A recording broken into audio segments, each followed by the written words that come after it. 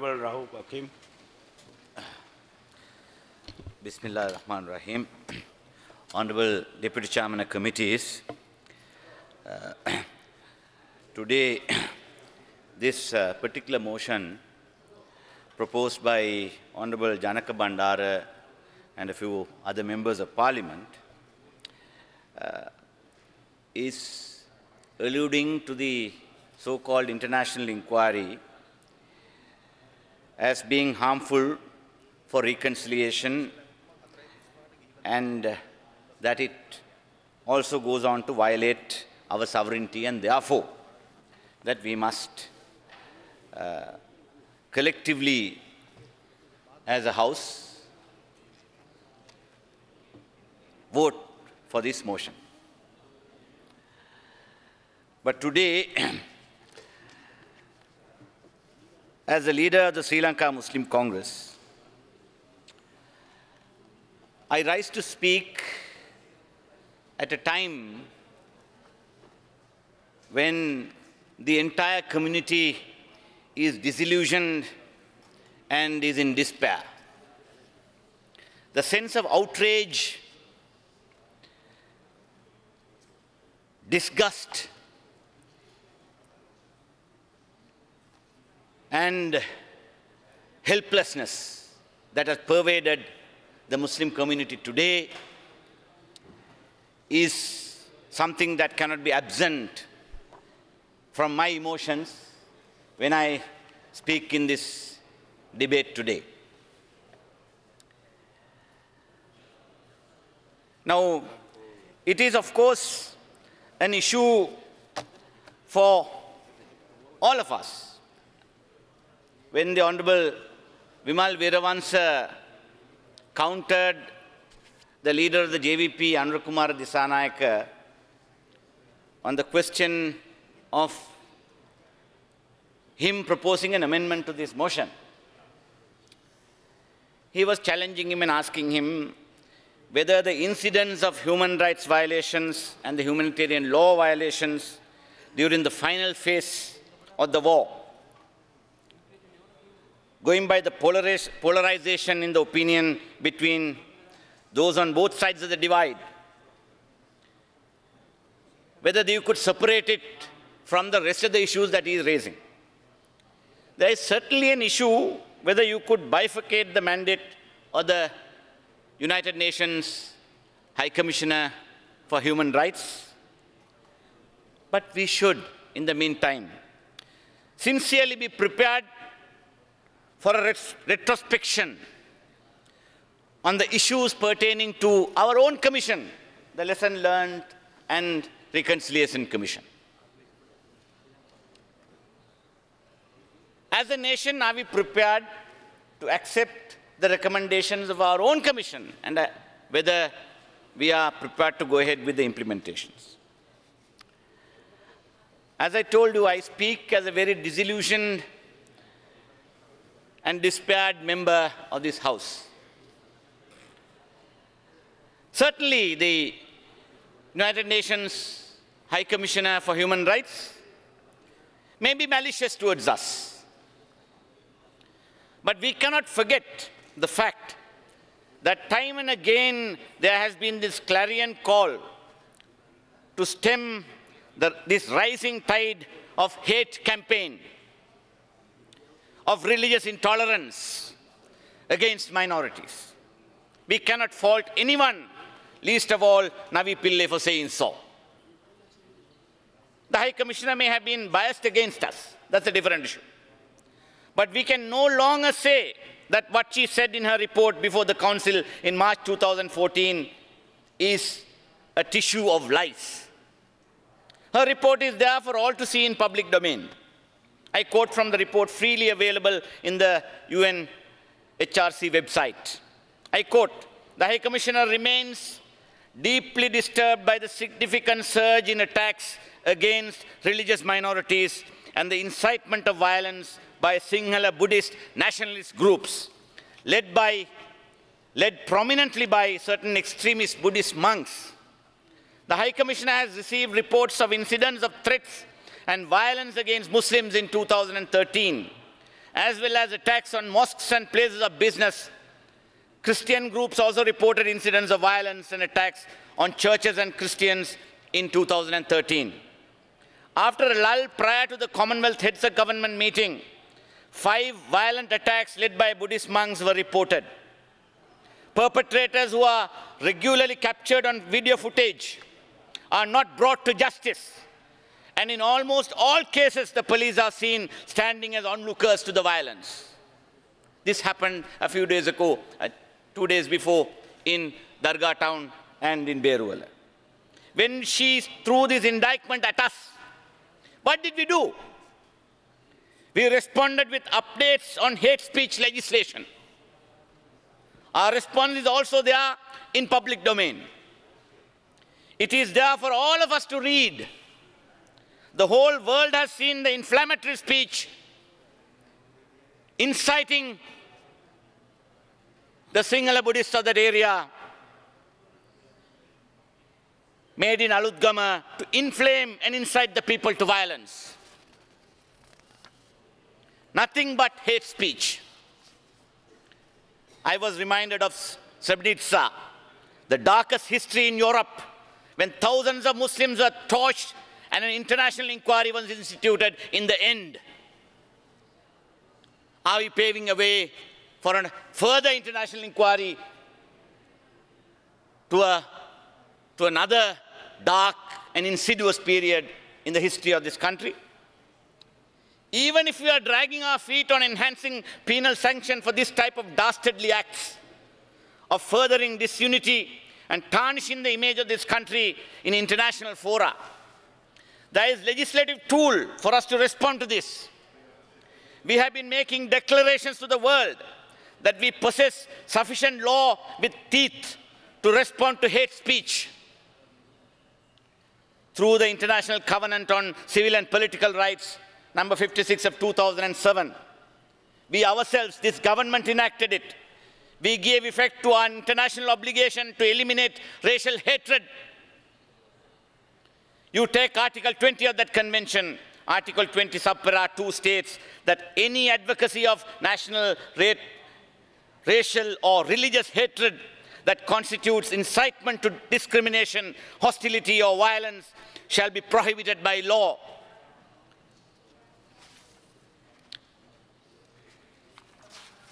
We enacted these international obligations into domestic duty to prosecute such conduct in Section 3 of our ICCPR Act. What happened in Aluthgama is an example of cognizable offense under our own Act. Why are we not taking into custody that very person who is spreading this hatred and inciting people to violence? It is a bounden duty of this government to do so. What happened in Aluthgama is an example. I have already said, are we going to stand as mute sentinels and pay only lip service to these provisions and render them toothless? Having statutory provisions and declaring to the world that we have enough tools to prosecute such conduct is not enough. Full implementation of the letter and spirit of these provisions is mandated in the light of the abysmal precipice we are sliding down to today is something that we must bear in mind. We stand stoic to all that is happening around us and cry foul of Geneva when we ourselves provide evidence to them. This goes against the grain of the LLRC recommendations. We must cry a halt to this culture of impunity by this group. And the Honorable Vimal Weerawansa, he was saying, එතුමා කතාවෙන් කිව්වා මේ බේරුවල අලුත්ගම සිද්ධීන් උනාට පස්සේ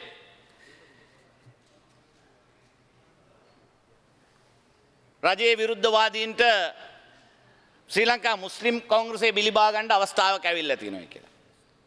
අනේ එවැනි බිලිබා ගැනීමට ලක්වන්න අපි බබ්බු නෙවෙයි. අපි දන්නවා නමුත් අපිටත් වගකීමක් තියෙනවා.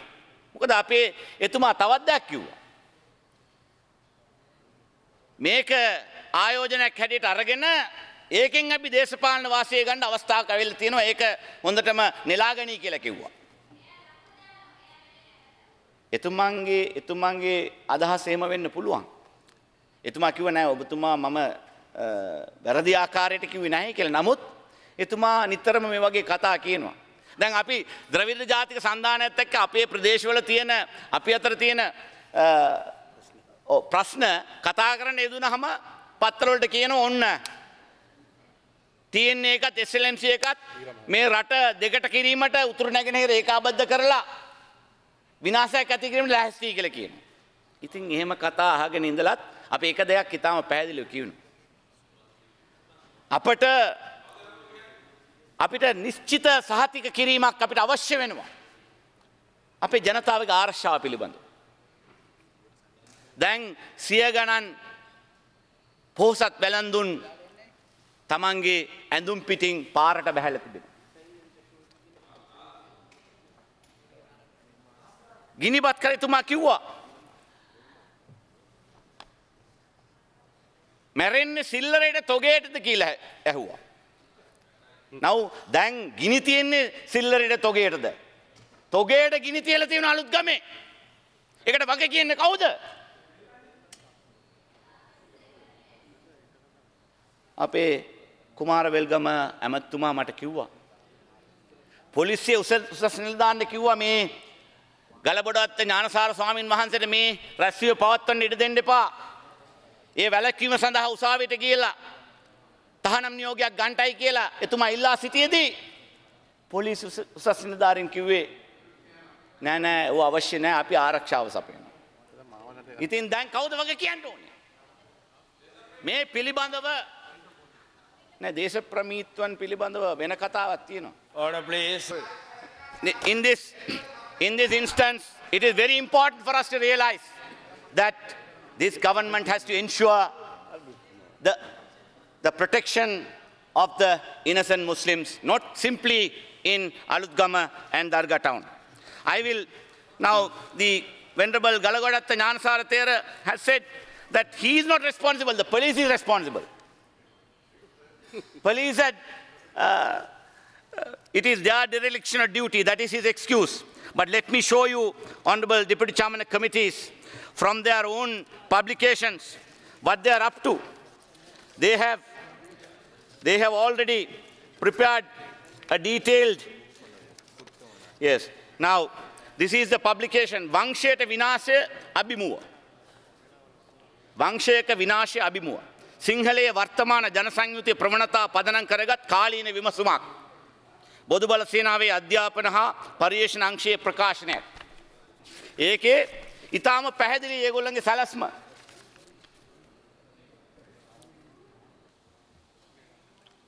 හැඳින්වීම පිළිබඳව කියනවා. මතුගම වැලිපැන්න අලුත්ගම දර්ගා නගරය. One more minute you have. මේ සියල්ල මුස්ලිම් පුරයන් විය යුතුය. මේ උදාහරණ කිහිපයකි ප්‍රශ්නය ඇත්තේ ඒවා මුස්ලිම් ප්‍රවරයන් වීම සමග නොවේ. ඒවා සිංහල දෙමළ මිනිස්සුන්ගේ ආර්ථික සමාජීය දේශපාලනික සංස්කෘතික ක්‍රියාවන්ට විවෘත නොවන පල්ලිය විසින් ප්‍රකාශයට පත් කරන ලද අධි ආරක්ෂිත කලාප ලෙස ප්‍රකාශයට පත්වීම තුළය මෙම කියාගෙන යනවා. මොකද වුණේ දර්ගා නගරේ අලුත්ගම පටන් ගත්ත පෙරේදා සම්පූර්ණ විනාශ කරලා දැම්මා. දැන් ඊයේ මතුගම වැලිපැන්න ඒගොල්ලන්ගේ ප්‍රකාශනයේ තියෙන මේ ගම් විනාශ කළ යුතුයි කියලා කුපිත කරන වැඩපිළිවෙලක මේ ආණ්ඩුව ඒ රැස්වීම පවත්වන්න ඉඩ ලබා දීම. ඒ විතරනේ අනුර කුමාර දිසානායක JVP නායකතුමාගේ ඒ කතාව. ඒ පිළිබඳව සිලිමුණ පත්තරේ මේ කවුද මේ සංගුණ හස්තයා සිලිමුණ පත්තරේ ඉන්නේ කෙනා? Honorable Minister, now wind up please. Anura Kumara නිහඬ ඇයි? ප්‍රධාන ශිෂ්‍ය පාඨයේ හැටියට මේක පළ කිරීමට කවුද ඉඩ දුන්නේ? ඒ පිළිබඳවත් අපි ඇසිය යුතුයි. ඉතින් මේ වගේ order please. මෙහෙම තිබියදී now wind up please. අත්ත වශයෙන්ම අපි ඉල්ලා සිටින රජයෙන් මොකද අපි තාමත් තීරණයක් කරලා නැහැ මේ ඡන්දය දීම පිළිබඳව අපේ පාර්ලිමේන්තු කණ්ඩායම රැස් වෙනවද අපට මේ අලාභ පිළිබඳව මේ අලාභ ලබා දීම පිළිබඳව මේ ඒවත් මේ වෙච්ච විනාශයට අලාභ ගෙවීම් පිළිබඳව අපට රජයේ ස්ථාවරය දැනගත යුතුයි. Thank A you. විතරක් නෙවෙයි අපට මේ සිද්ධීන් වලට වග කිය යුතු තැනැත්තන් අත්අඩංගුවට ගැනීම 5 minutes පිළිබඳව more. නිශ්චිත පිළිවෙතක් පිළිබඳව අපිට දැනුම් දිය යුතුයි. ඒ විතරක් නෙවෙයි දැන් මින් ඉදිරියට මෙවැනි විදිහට ජනතාව කුපිත කිරීමේ කතා කරන අය පිළිබඳ මේ රජය ගන්නා ක්‍රියාමාර්ගය කුමක්ද කියන එක අපිට පැහැදිලිව පේන හැටියට සහතිකයක් අවශ්‍යයි කියන එකත් අපි තාම පැහැදිලිව කියනවා. ඉතින් මේ පිළිබඳව දිගින් දිගටම අපි කතා කරලා තිබෙනවා. මේකට අපි අතරේ කතා කරගන්න පුළුවන්. මේකෙන් කවුරුත් හදිසි වෙන්න අවශ්‍ය නැහැ. නමුත් තව දෙයක් කියන්න තියෙනවා. දැන් මේ දිගින් දිගටම එක සමානතාවයක් තියෙනවා. ගඩගලොත්තේ ඥානසාර ස්වාමීන් වහන්සේත් විමල් වීරවංශ ඇමැතුමත් දෙන්නම හතුර වෙන්න පුළුවන්. නම් සමහර දේවල් වලින් සමානකම් තිබෙනවා.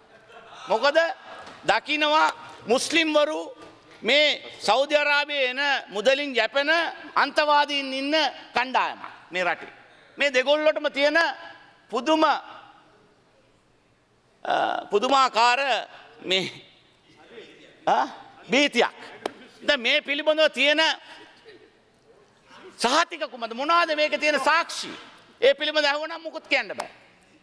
මුස්ලිම්වරු අඳින ඇඳුම් පැළඳුම් පිළිබඳව නැත්නම් කාන්තාවන් පිළිබඳව කතා කරේ ඒ හැර කොහෙන්ද ආවිදාවේ කවුද මේක සංගවගෙන ඉන්නේ කොයි පල්ලියේ ඉඳලාද මේවා මේ කතා හැම පන්සලක් ගානෙම මේ බොදුබල සේනාව කරගෙන යනකොට අපේ බුද්ධ්‍යංශයේ බුදියගෙන ඉන්නවද මේ රටේ ජනතාව කුපිත කරන මේ වැඩපිළිවෙල මේ වගේ විනාශකාරී වැඩපිළිවෙල කරනකොට මේ මහ ලොකු LTD සංවිධානය විනාශ කරපු අපේ බුද්ධ්‍යංශයට බැරිද මේකේ පිටිපස්සේ තියෙන ඒ කුමන්ත්‍රණය සොයාගන්න කොහෙන්ද මුදල් එන්නේ කියලා සොයාගන්න අත්අඩංගුවට ගන්න මේ වගේ පහත් නින්දිත වැඩපිළිවෙල වල යෙදෙන ස්වාමින් වහන්සේලා මොකද කාටත් නීතිය සමාන විය යුතුයි. ඒ නීතිය සමානව ඇති කර යුතුයි. ඒ විතරක් නෙවෙයි. නිතරම කියන තව කතාවක් තමයි. දැන් මේ ඒගොල්ලන්ගේ හැඳින්වීම කියන්නේ 2012 වසරේ නිල වශයෙන් මේ රට මුස්ලිම් ජනගහනයේ ප්‍රතිශතය සමස්ත ජනගහනයෙන් 7ක් පමණයි ගණන් බලා තිබුණද ඒක 17ක් වත් වී ඇතයි විශ්වාස කරනවා කියලා කියලා තියෙනවා. දැන් මේ පිළිබඳව මේ වගේ පදනම් විරහිත කතා කියමින් අහිංසක සිංහල බෞද්ධ ජනතාව කුපිත කරන වැඩ පිළිවෙලක්. දැන් බලන්න ඒක ජනසංගණන දෙපාර්තමේන්තුවේ නිලධාරියෙක්ම ඒක සම්පූර්ණයෙන්ම අසත්‍යයක් බවට කියා තිබෙනවා. අයිලන්ඩ් පත්‍රයේ මම ඒක man table කරන Sinhala population in the country is 74.9% according to basic population information report of the census population housing 2011.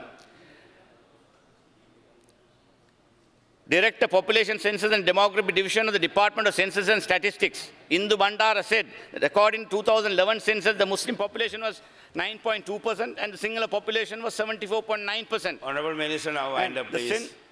Answering a query at a seminar held yesterday, Mrs. Bandara said the Sinhala and Muslim populations had increased at the rate of 1.4, 1.04 and 1.87% respectively between 81 and 2012. But it was not a threat to Sinhala people, contrary to claims being made in some quarters of this. Thank you very much. This is the very fact, and several other unsubstantiated facts are being used to mislead people and then provoke them to violence. And our police force is standing by watching while all this carnage has taken place. And therefore, there must be some specific assurance given about taking action against the hate speech that is continuing to be made by this particular organization. Thank you very much. Thank you. Thank you very much.